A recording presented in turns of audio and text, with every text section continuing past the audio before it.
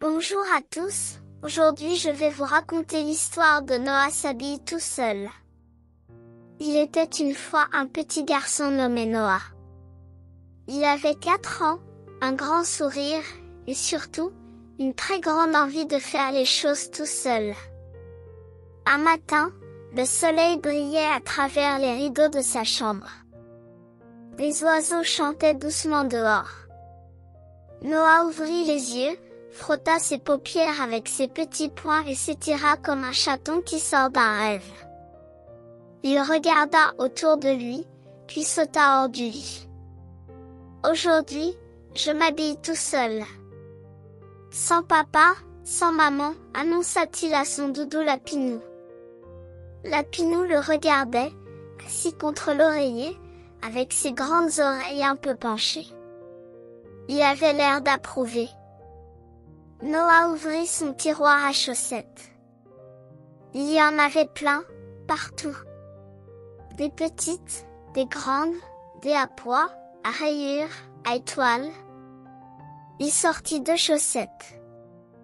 Une rouge et une jaune. Parfait.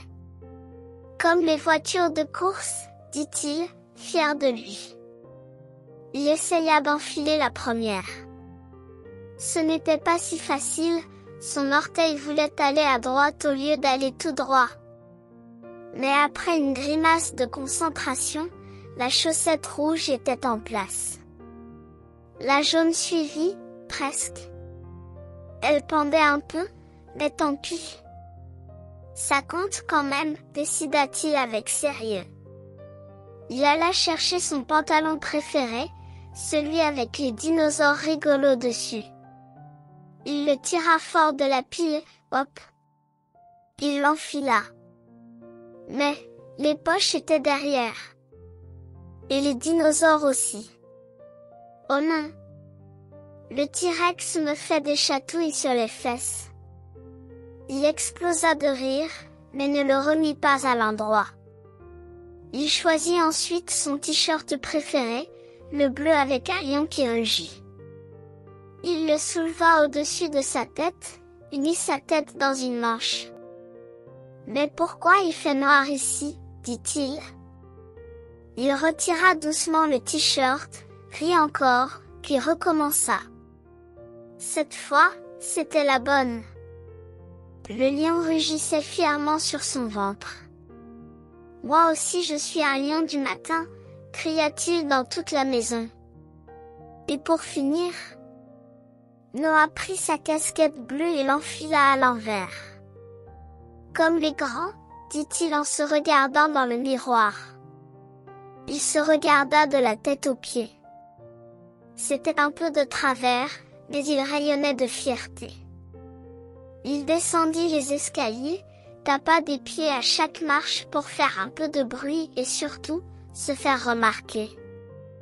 Arrivé dans la cuisine, il ouvrit grand les bras. Tada! Je suis habillé tout seul.